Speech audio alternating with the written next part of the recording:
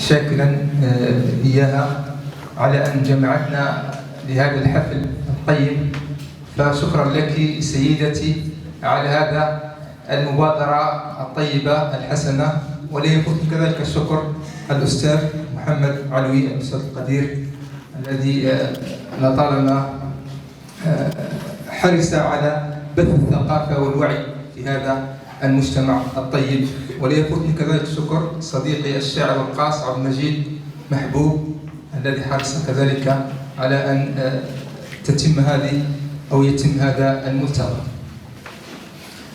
كما لا يفوتني الترحيب بجميع الضيوف والحضور الكريم، أساتذة وأستاذات ومدراء مؤسسات، وكذلك أرحب بالسلطات المدنية والأمنية، فمرحبا بالجميع.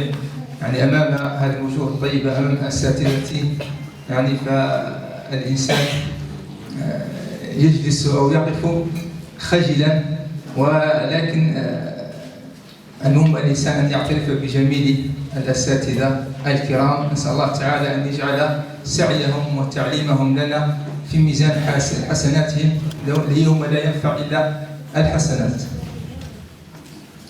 أيها الحضور الطيب، من واجبي إعادة الشكر والثناء لجمعية نون والقلم على هذه الدعوة وعلى إحيائهم لتراثنا الشعبي بتنظيمهم لهذا الملتقى، ملتقى النونية الأول، تحت شعار الشعر الشعبي في سيدي خال هوية وتاريخ.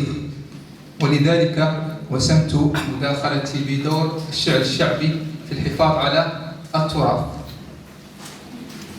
وكما قال الشاعر في خالد اليوم في غرب الزبان، هانا محتفلين في أيام زاه، ذكرى للمرحوم كل شاعر باسماه، والتراث يزيد يا خاوتي محلاه. فالتراث كل ما ورثناه من الآباء والأجداد من ثقافة ومدنية، أي من عادات وتقاليد. ولذلك فهو نوعان: تراث مادي وتراث معنوي. التراث المادي يتمثل في العمارة والبناء والأعراس مثلا، والتراث المعنوي يتمثل في الجانب الثقافي، الشعر مثلا، إلى غير ذلك من الألغاز والحكم والأمثال والحكايات الشعبية إلى غير ذلك. وهذا التراث يبقى خالدا بالذاكرة بواسطة الرواية الشعبية وإلا اندثرت. ولذلك فقد بقيت مدينة سيدي خال بتاريخها التراثي عالقة في أذهان الجزائريين. كل تراث سيدي خال كمدينة وكثورة تحرير وكنبي رغم التحفظ، وكنبي والدشرة وحيزية والشعر ملحون وحكايات وقصص وتاريخ، كل سيدي خال بقيت عالقة في الذاكرة الجزائرية، أو ربما مثل ما قال الأستاذ العطيري ربما في الذاكرة العالمية. بقيت لماذا؟